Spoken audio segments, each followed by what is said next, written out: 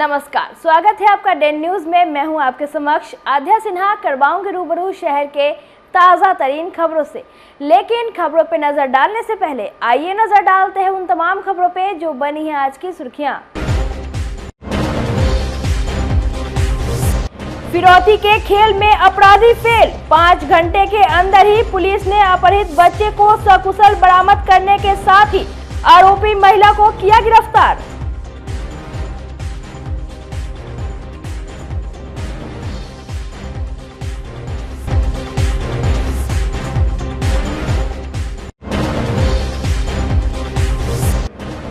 Railway station के पास लूटपाट करने वाले गिरोह के 2 शातिर को पुलिस ने दबोचा।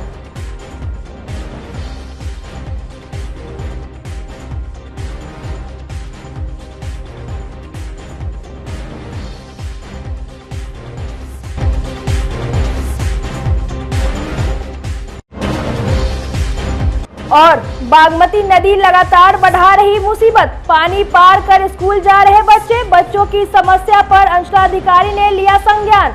दूसरे स्कूल में करवाई जाएगी शिफ्ट।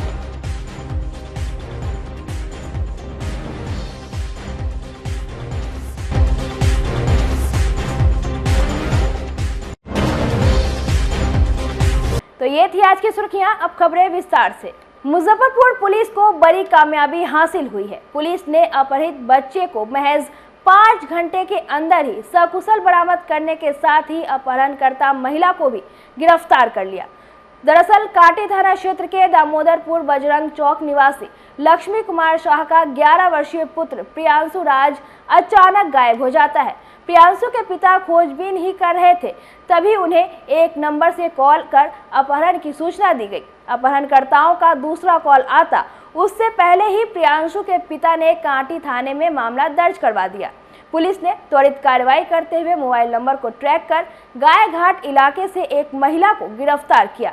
उससे सख्ती से पूछताछ के बाद महज कुछ घंटों के अंदर ही काजी मोहम्मदपुर थाना क्षेत्र के गन्नीपुर स्थित विद्या माउंट हॉस्टल से बच्चे को सकुशल बरामद कर लिया गया। अपहरण में शामिल अन्य अपराधी भागने में सफल रहे। डीएसपी पश्चिमी अभिषेक आनंद ने बताया कि हॉस्टल संचालिका विद्या कुमारी ने अपने सहयोगी के साथ मिलकर पैसे के लालच में प्रियांशु का अपहरण कर लिया था। उन्होंने बताया कि अन्य अपराधियों की गिरफ्तारी के लिए पुलिस लगातार छापेमारी कर रही है। कल दिनांक 11/7/2024 को पश्चिमी अनुमंडल क्षेत्र अंतर्गत कांटी थाना में लगभग रात को एक लक्ष्मी शाह जी हैं जो कि वहाँ दामोदरपुर के रहने वाले हैं, उनके द्वारा एक थाना को सूचना दी गई। एक कंप्लेन किया गया कि उनका 11 वर्षीय पुत्र प्रियांशु राज और उसको एक कुछ लोगों के द्वारा उसका अपहरण कर लिया गया। इस बात की सूचना मिलने के तुरंत बाद ही थानेदार कांटी ने अपनी टीम के साथ एक जो संदिग्ध नंबर, जिस नंबर से इस बच्चे के पिताजी को फोन आया था कि आपके बच्चे को अपहरण कर लिया गया, उस नंबर पर वर्क किया गया। उसका तकनीकी और मानवीय साक्ष्य संकलन करते हुए उस नंबर को खोजा गया, उस नंबर के धारक को खोजा गया और उसके बाद कांटी थाना की जो टीम बनाई गई थी, उस टीम ने गायघाट के पास से एक महिला उसके पिता को धमकी दे रही थी, वो महिला, और उस महिला को एक मोटरसाइकिल के साथ पकड़ा गया और उसके 2 साथी जो थे वो भागने में भाग गए। उसके बाद उस महिला को पकड़ा गया, उससे पूछताछ की गई और तब उसके निशानदेही पे वो जो बच्चा का अपहरण हो गया था, जो भुला गया था, उस बच्चे को गनीपुर के एक हॉस्टल में रखा गया था। उस हॉस्टल से उस बच्चे को सक्सेसफुली रिकवर कर लिया गया। इन सब चीजों के होने के बाद जब और इसमें विस्तार से पूछताछ की गई और डिटेल पता किया गया तो पता चला कि वो बच्चा जो है एक हॉस्टल में पहले रह के पढ़ाई करता था। 11 वर्षीय बच्चा जो है बाद में किसी कारणवश, आर्थिक स्थिति के वश उसे उस हॉस्टल से उसके पिताजी अपने घर वापस लेते गए थे, जो कि दामोदरपुर के रहने वाले हैं। वहीं का कुछ इशू था, जिसके बाद उसी हॉस्टल का, जो ये हॉस्टल है, उसको जो हॉस्टल चलाने वाली महिला और उसके साथी के द्वारा इस बच्चे का अपहरण किया गया था और कांटी थाना के द्वारा जल्द से जल्द कार्रवाई करते हुए अप्रिय घटना को होने से रोका गया। क्या मोटिव वगैरह अभी कुछ इनका मोटिव क्या था सर? नहीं, ऐसे इनका कुछ लेन देन का, कुछ पैसे का कुछ बकाया था जो कि बताया गया था। हाँ, कुछ हॉस्टल का कुछ था जो जैसा बताया गया था। बाकी इसमें और जांच अभी की जा रही है, बट बच्चे को सक्सेसफुली रिकवर किया गया और वो जो महिला है वो पकड़ा गई और उसके साथ जो मोबाइल प्रयुक्त किया जा रहा था वो मोबाइल भी मिल गया और जो उसके साथ जो लोग इन्वॉल्व थे वो अभी फरार है, उनको पकड़ा गया। महिला का अमाउंट भी मांगा गया था क्या इसमें? नहीं, ऐसा कुछ अभी क्लियर नहीं हुआ है, लेकिन यह है कि उसे धमकी दी गई थी कि अगर आपको अपने बच्चे को देखना है तो कुछ ऐसी इस तरह का धमकी दिया गया था, जिसके ऊपर थाना ने तुरंत कार्रवाई करते हुए सबसे पहले हमने बच्चे की रिकवरी की और उसके बाद अभी जो आगे और पूछताछ होगी और डिटेल्स आएगा उसके हिसाब से काम महिला का करने का क्या उद्देश्य है? नहीं, अभी तक तो कुछ मिला नहीं, बाकी हम लोग पूछताछ कर रहे हैं, पता चलेगा तो नहीं, अभी ऐसा कुछ क्लियर नहीं आया है। क्या उद्देश्य? उद्देश्य अभी तक यही समझ में आ रहा है कि कुछ पुरानी रंजिश होगी जो जिस हॉस्टल में रहती थी उसके मालिक के द्वारा, या फिर यहाँ पे कुछ और हो सकता है जो कि आपस में इन्होंने प्लान किया होगा, जो भी हम लोग पूछताछ कर रहे हैं, इसको हम लोग बहुत जल्द क्लियर कर देंगे। जो हॉस्टल से रिकवर हुई है वो महिला के हॉस्टल है या किसी और? नहीं, महिला का ही हॉस्टल है गनीपुर का, जहाँ से उसके निशानदेही पे हमने बच्चे को रिकवर किया है। ये दोनों जो फरार हुए हॉस्टल नहीं, वो महिला के साथ ही थे, जो जिसपे जैसा कि अभी पता चला। बाकी जिस नंबर से अभी हम लोगों ने डिटेल्स निकाला उस नंबर का और हम विस्तार से डिटेल निकाल रहे हैं, तो और पता चलेगा कि उसने किससे किससे बात की थी और कौन लोग इन्वॉल्व। नहीं, अभी ये क्लियर नहीं हुआ है। अभी इन लोग का आपस में कोई रिलेशन नहीं है, किडनैपर और इनके बीच कोई रिलेशन नहीं है। मुजफ्फरपुर के नगर थाने की पुलिस ने एक छिनतई गिरोह का खुलासा करते हुए छीना हुआ सामान के साथ 2 अपराधी को गिरफ्तार किया है। दरअसल गुरुवार को पूर्वी चंपारण के रहने वाले राजेश्वर सिंह का रेलवे स्टेशन के बाहर से 2 बाइक पर सवार 4 अपराधी ट्रॉली बैग छीनकर भाग निकला, जिसको लेकर पीड़ित ने टाउन थाने में मामला दर्ज करवाया। थानेदार शरद कुमार ने त्वरित कार्रवाई करते हुए एक टीम बनाया और अपराधी के भागने की दिशा में सीसीटीवी कैमरा खंगालकर दोनों अपराधी को दबोच लिया। पकड़े गए अपराधियों की पहचान अहियापुर के मिठन सराय निवासी विकास कुमार और आरा जिले के बिहिया निवासी मोहम्मद इब्राहिम के रूप में हुई है। पुलिस ने दोनों के पास से चोरी की गई सामान भी बरामद कर लिया है। इस संबंध में जानकारी देते हुए एएसपी टाउन भानुप्रताप सिंह ने बताया कि गिरोह के अन्य अपराधियों की गिरफ्तारी के लिए पुलिस छापेमारी कर रही है। दोनों अपराधी से पूछताछ में कई लोगों का कॉन्टैक्ट नंबर सामने आया है, जिसको पुलिस खंगाल रही है। दिनांक 11 जुलाई 2024 को वादी राजेश्वर सिंह द्वारा एक आवेदन नगर थाना पर दिया गया था और जिसमें उन्होंने बताया था कि दिनांक 6 जुलाई 2024 को जब वो ट्रेन से उतरकर अपने घर वापस जा रहे थे तो उनके साथ एक घटना हुई थी जिसमें 2 व्यक्ति आपस में लड़ रहे थे और जब वादी द्वारा जब उन्हें आपस में सुलह करने का प्रयास किया गया, एक सामान्य जागरूक नागरिक के तौर पर स्वाभाविक है कि कोई 2 व्यक्ति लड़ता है तो बोलता है कोई व्यक्ति क्यों आपस में लड़ रहे हो। जब वो उसके पास गए तो उनका बैग छीन के भाग गया और बैग छीनने के पश्चात उसमें जो उनकी वैल्यूएबल सिक्योरिटी थी सारी उन्होंने चोरी कर ली। उसमें एटीएम कार्ड था, एटीएम कार्ड से इनके शॉपिंग की गई, निकासी की गई 1,90,000 रुपये की। तो पुलिस ने तुरंत कार्रवाई करते हुए इसमें जो अभियुक्त व्यक्ति थे उनको गिरफ्तार किया है। साथ ही साथ चूंकि कांड अनुसंधान के अंतर्गत है और गिरफ्तारियां भी इसमें अभी चली रही हैं, तो गिरफ्तारी के क्रम में हमने 2 व्यक्तियों को गिरफ्तार किया है, जिसमें पहला व्यक्ति विकास कुमार है जिनका एड्रेस माधोपुर मिठनसराय थाना अहियापुर है। दूसरा व्यक्ति इब्राहिम हसन है जो थाना विया जिला भोजपुर आरा का रहने वाला है। वास्तव में अंतर जिला एक गैंग है जो इनके सरगना द्वारा संचालित किया जाता है। अब चूंकि नया कानून आ गया है बीएनएस भारतीय न्याय संहिता, तो उसमें हमने इसको छोटे संगठित अपराध के रूप में केस रजिस्टर्ड किया है। भारतीय न्याय संहिता की धारा 303 सब क्लोज 2, 304, 134, 112 और सेक्शन 3 सब क्लोज 5 के तहत इसको हमने रजिस्टर्ड किया है। अब चूंकि नया कानून है इससे बहुत इसको मदद मिल रही है। इसको हम छोटे संगठित अपराध में भी दर्ज किए हैं, साथ ही साथ स्नैचिंग में भी अलग से 304 की धारा जुड़ी है। तो उम्मीद करते हैं कि इसको हम अच्छे से इन्वेस्टिगेट करके न्यायालय में इसको जब उपस्थापन के लिया जाएगा तो इनका कन्विक्शन होगा। इनका एमओ है, ये लोग आपस में एक जो बताया अभी झगड़ता है तो उसमें बीच में आता है, इस तरह से लेके भाग जाता है। दूसरा किसी व्यक्ति को ऑटो में बिठाएगा और उसको लेके भाग जाएगा, या फिर उसी दौरान उसको कुछ जहर खुरानी के रूप में कुछ खिलाएगा, वो व्यक्ति बेहोश हो जाएगा और उसका सारा जो वैल्यूएबल सिक्योरिटी है उसको लेके भाग जाएगा। तीसरा इनका काम करने का एमओ है कि ये अपने पास ब्लेड रखते हैं, तो उसमें ये ब्लेड लगाते हैं और उससे सामान अपना ले जाते हैं। तो हम आपके माध्यम से ये अपील करना चाहते हैं कि इस तरह के लोगों से सावधान रहें। हालांकि हमने एक गैंग को तो पकड़ लिया है और अनुसंधान जारी है। कोई आपराधिक इतिहास सर इन लोगों का? आपराधिक इतिहास इनका खंगाला जा रहा है। अभी के हम कुछ क्लू मिला है।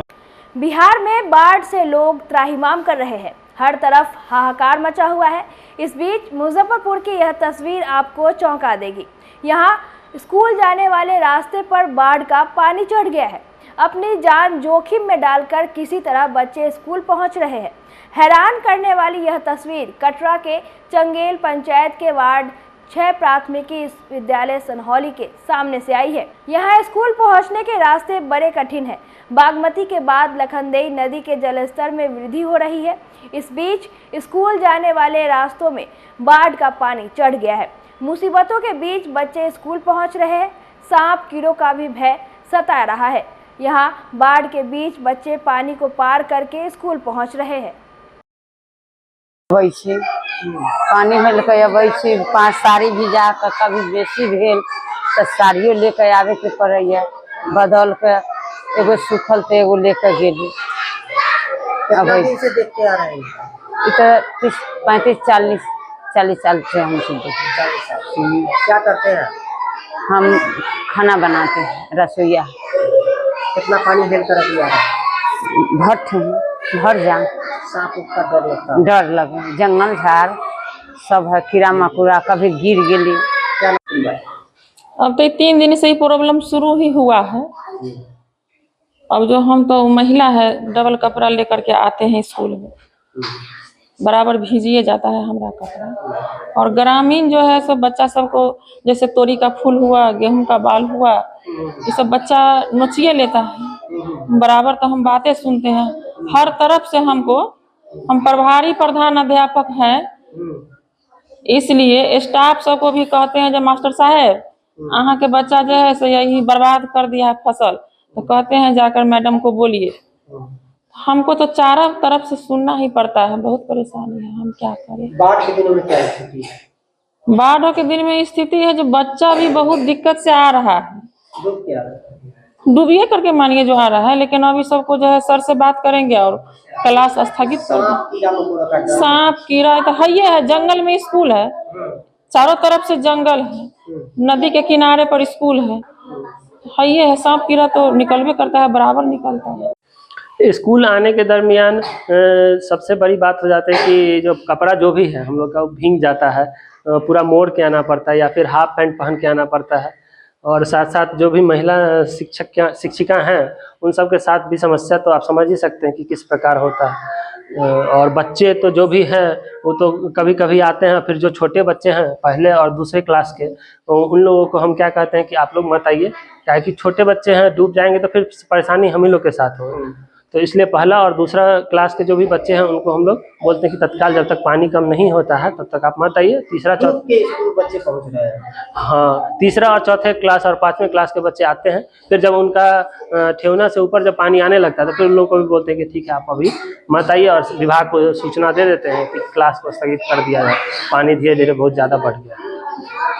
विभाग को जानकारी दी है? हाँ, अभी नहीं दिया, अभी तो क्योंकि पानी 2-3 दिन से आया ही है, तो प्रोसेस में 2 दिन तो बारिश हुई है जिस कारण से पानी उतना नहीं लगा है। लेकिन इधर लखनदेई नदी 2 दिन में बढ़ी है, घटी है, तो धीरे धीरे पानी अब बढ़ रहा है इधर आने के बाद। तो अब आज कल शाम में भी कांटेक्ट करने की कोशिश की है मैडम, और आज सुबह में भी तो कांटेक्ट नहीं हो पाया। तो मैम बोली है कि आज रास्ता इसका निजी रास्ता नहीं है? इसका हम सर 2 साल से कार्यरत हैं, निजी रास्ता इसका नहीं है। और यहाँ के गाँव के लोग को जागरूक होना चाहिए। हम तो चौर में स्कूल का निर्माण है? जी जी, पूरा चौर है। आप सर देख सकते हैं कि लगभग रोड से आधा किलोमीटर तो जरूर चल के आपको आना पड़ता है, वो भी आरी आरी। और फसल के दिनों में तो बहुत दिक्कत हो जाता है सर। अगर बच्चा ही तो है, बच्चा को आप कितना समझा सकते हैं, वो लड़ाई झगड़ा करके कभी इधर कभी उधर, इस दरमियान जो भी फसल है क्षतिग्रस्त होता है। तो जो भी समाज है, संभ्रम समाज है, वो सब अपना आके बोलते हैं कि आप अपने बच्चे को संभालिए, मेरा खेत में जाता है, ढंग देता है, करता है, वो करता है। क्या नाम? जी, मैंने जैसे अभी बताया कि मुझे संज्ञान में अभी तुरंत ही आया है ये मामला, तो मैं कोशिश करूंगी कि वो स्कूल जो है, अगर जलस्तर बढ़ गया है, बच्चों को आने जाने में स्वाभाविक बात है कि जलस्तर बढ़ेगा तो कीड़ा मकोड़ा होता है, सांप वगैरह का भी खतरा होता है, तो ये समस्या ना हो, तो इसके लिए जिला प्रशासन से बात करते हुए स्कूल को कहीं और शिफ्ट करते हुए पठन पाठन का कार्य सुचारू रूप से चलाने की कोशिश की जाएगी। तो मैं अभी तुरंत ही सूचना दे दूंगी जिला प्रशासन को, वहां से जैसा निर्देश आएगा वैसा कर लिया जाएगा। वर्षों से रास्ता विहीन स्कूल है, इसके लिए क्या पहल की जाएगी? ये मेरे संज्ञान में नहीं था, चूंकि अभी जानकारी में आई है, तो मैं देख रही हूँ कि यहाँ या तो सरकारी जमीन वहाँ पे कोई उपलब्ध हो, जिससे कि हम लोग वहाँ से मेन रोड से कनेक्टिविटी का कोई रास्ता नजर आए, या नहीं तो वहाँ के लोकल लोगों से बात करके वहाँ तो बिल्कुल सड़क होनी चाहिए, क्योंकि स्कूल है तो स्कूल में छोटे छोटे बच्चे जाते हैं, तो वहाँ स्थानीय लोगों से बात करके सड़क बनाने का मुखिया के फंड से हो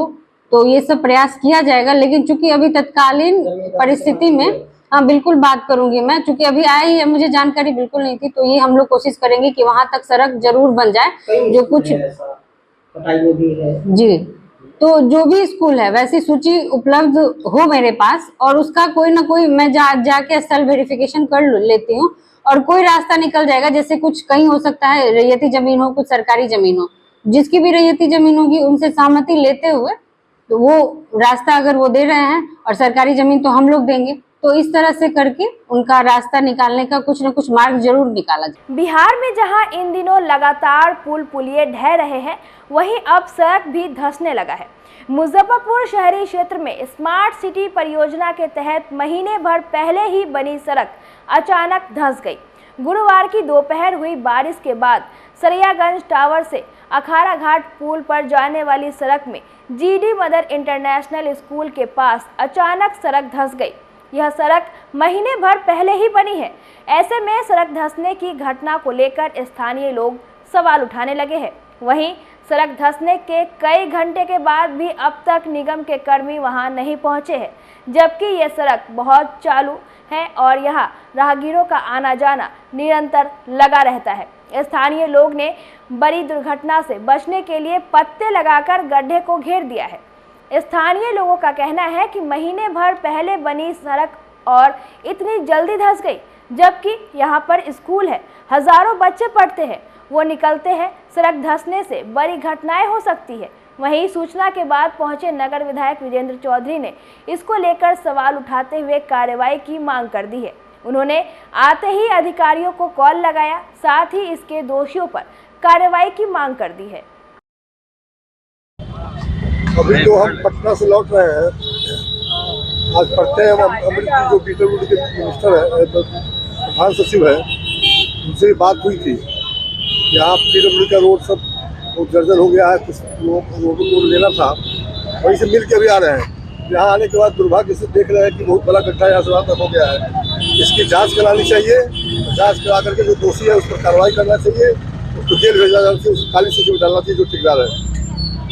स्मार्ट सिटी के तहत कई दिनों से काम चल रहा है, जगह जगह पूरे शहर में गड्ढे हैं, उसके बावजूद लगातार हम लोग प्रयास कर रहे हैं, दबाव बना रहे हैं, लेकिन यदि काम को रोक देंगे तो कल कहेगा विधायक जी काम रोक दिए हैं। सारे शहर में सब जगह काम चल रहा है, तो इसको तेजी से जल्दी इस काम को पूरा करावे, इसके लिए हम लोग प्रयास कर रहे हैं। स्मार्ट सिटी में जगह जगह गड्ढा खोद दिया गया है और काम नहीं हो पा रहा है। लेकिन काम बरसात में तो काम होना ही नहीं चाहिए था, बरसात में काम में हो रहा गलत, तो पहले पूर्व में खत्म कर लेना चाहिए था। लेकिन अब विभाग है, टेंडर जो लिया ठेकेदार है वो बीच में है, कैसे कर रहे हैं और कैसे इजाजत मिला हुआ है तो वही जाने। लेकिन हम लोग आपको जानकारी होनी चाहिए घटी है, तो इसको देख करके अभी तो हम आए ही हैं, अभी घटना देख रहे हैं, तो लग रहा है उससे बात की है और फिर जाकर जिलाधिकारी से बात करते हैं और अन्य पदाधिकारी से बात करते हैं, यहाँ से लेकर पटना तक सबसे बात करेंगे। कल यानी शनिवार को पूरे बिहार में राष्ट्रीय लोक अदालत का आयोजन है। इसी क्रम में जिला विधिक सेवा प्राधिकार मुजफ्फरपुर की ओर से मुजफ्फरपुर न्यायालय परिसर में राष्ट्रीय लोक अदालत का आयोजन किया गया है, जिसकी सभी तैयारी पूरी कर ली गई है। कुल 59 बेंचों का गठन किया गया है। सुलहनीय वादों का निपटारा करने के लिए इस बार 24,000 लोगों को नोटिस भेजा गया है। विगत वर्ष जिला विधिक सेवा प्राधिकार मुजफ्फरपुर ने केसों को निपटारा करने में प्रथम स्थान प्राप्त किया था। वहीं जिला विधिक सेवा प्राधिकार मुजफ्फरपुर के सचिव जयश्री कुमारी ने कहा कि कल होने वाले राष्ट्रीय लोक अदालत के आयोजन को लेकर 59 बेंचों का गठन किया गया है, जिसमें 24,000 नोटिस को तामीला कराया गया है। साथ ही उन्होंने आमजन से अपील करते हुए कहा कि किसी भी प्रकार का शुल्क नहीं लगना है। ज़्यादा से ज़्यादा संख्या में आए और अपने केसों का निपटारा करें।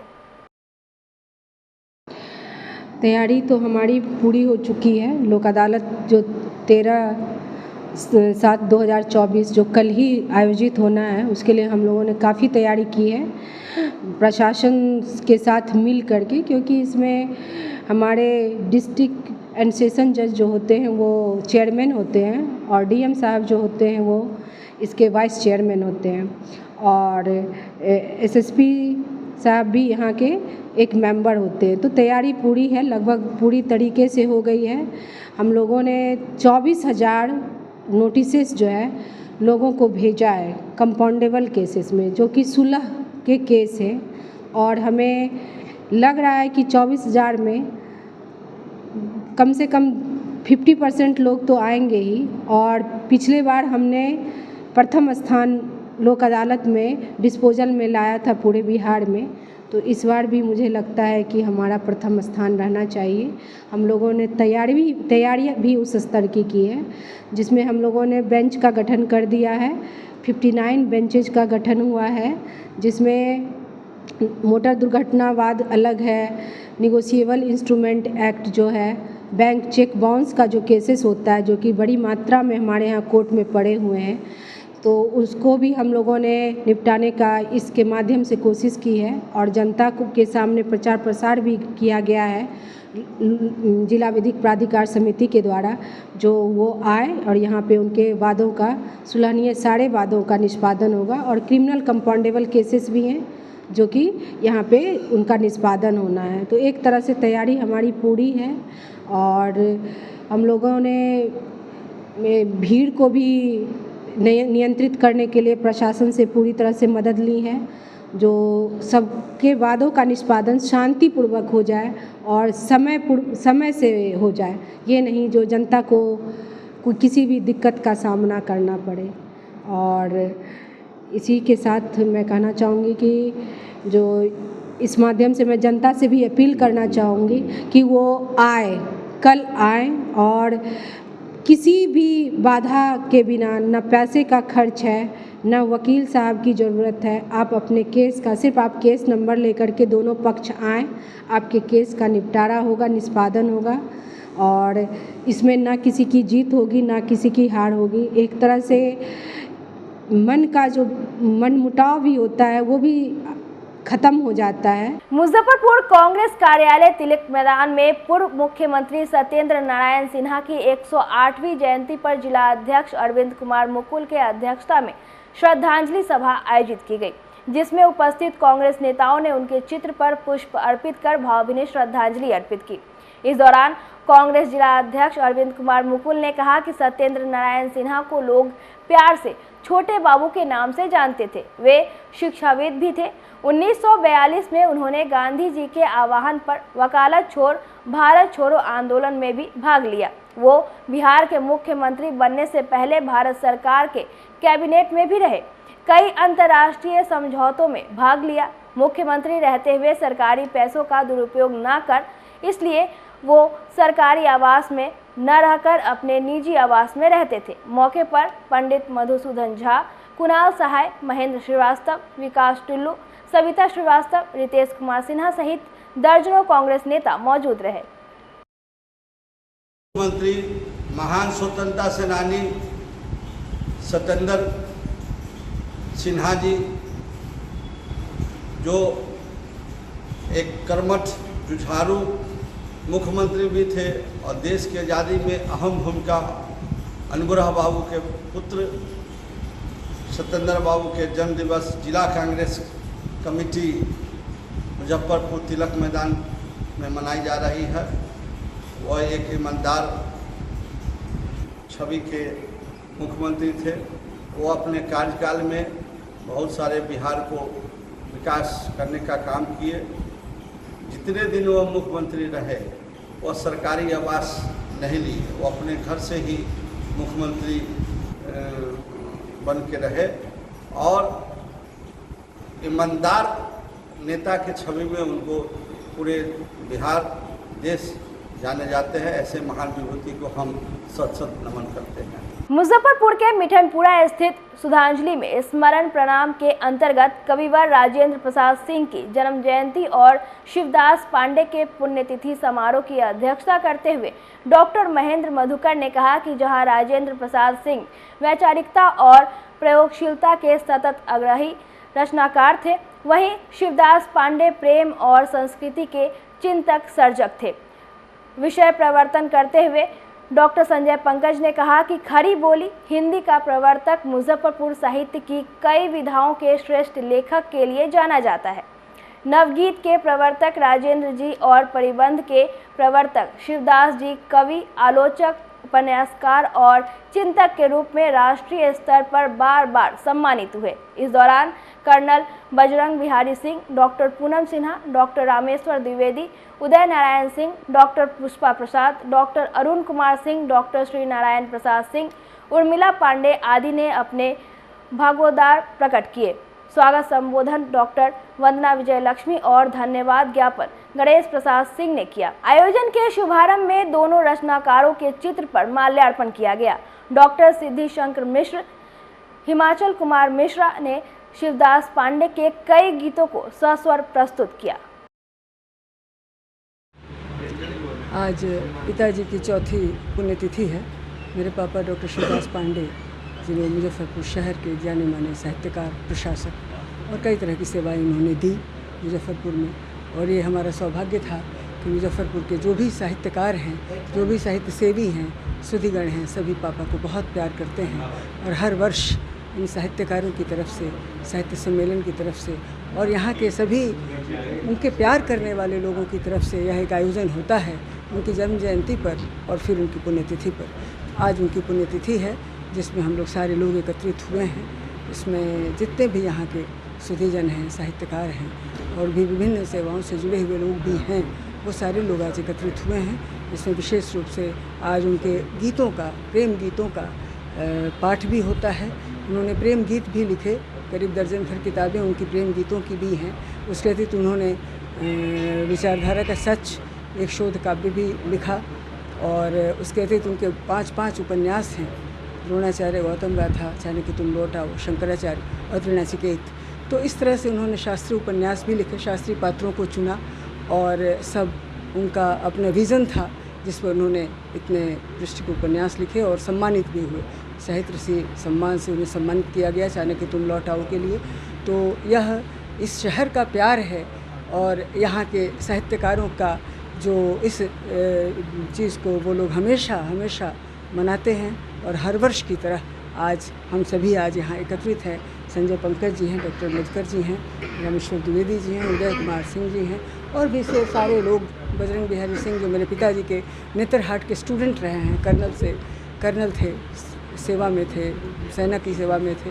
डॉक्टर अरुण कुमार सिंह भी आए हुए हैं जो कि जिनको वो अपने पुत्र की तरह प्यार करते थे और ये सारे लोग उनको प्यार करते हैं। पूनम सिन्हा हैं जिनको वो अपने पुत्रवत समझते थे और उनके पतिदेव श्री नारायण जी भी आए हुए हैं। हमारी बहन पुष्पा दी भी आई हुई हैं जो पापा के गीतों को गाती हैं और जब गाती हैं तो इस तरह से गाती हैं जैसे उसमें तल्लीन हो जाती हैं, झूमती हैं, गाती हैं। और जब ये गाती थी तो पापा झूमते थे। और ऐसे सिद्धि जी और हिमाचल जी जब बजाते थे और सिद्धि जी जब गाते थे, पापा विभोर हो जाते थे। ऐसा ही एक माहौल आज फिर यहाँ सामने प्रकटीकरण उसका एक साथ स्मरण हो रहा है। और राजेंद्र प्रसाद सिंह जी और डॉक्टर शिवदास पांडे जी मुजफ्फरपुर ही नहीं, बिहार और भारत के धरोहर थे। साहित्य की संपदा से जो युक्त होता है वह बहुत बड़ा होता है क्योंकि उसके पास विचार होते हैं, भाव होते हैं, समाज को बदलने की शक्ति होती है। और शिवदास जी ने समाज को बहुत कुछ दिया।